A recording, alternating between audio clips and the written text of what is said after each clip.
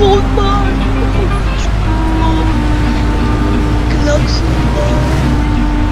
no, to byla záva. Málem jste nás zabil. Omlouvám se. Až na tu stavbu Ježíma, co tam vyskakovala a řvala ty debile. No, tak nějak pořád.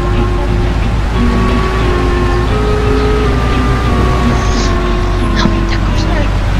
To je ideální.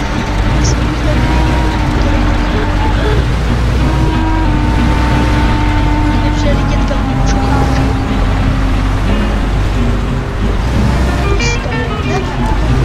Jsme tady. Zastavte mi na parkovišti.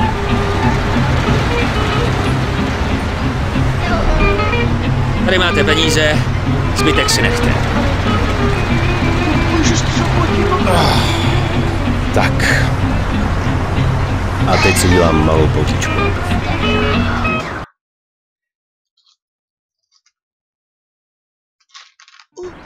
Dal jsem si kafe a pak jsem na chvíli relaxoval v autě a čekal, jestli se neobjeví nějaký zákazník.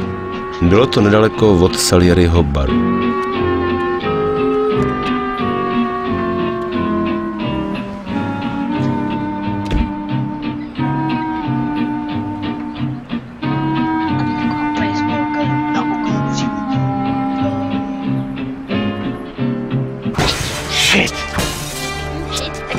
Tak tě máme, parchante. Pan Morello je pěkně nasraný.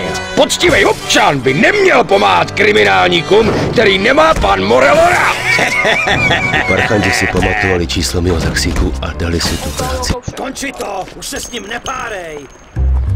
Bylo mi jasný, že musím okamžitě zdrhat. Na to obrovský prase jsem prostě neměl šanci.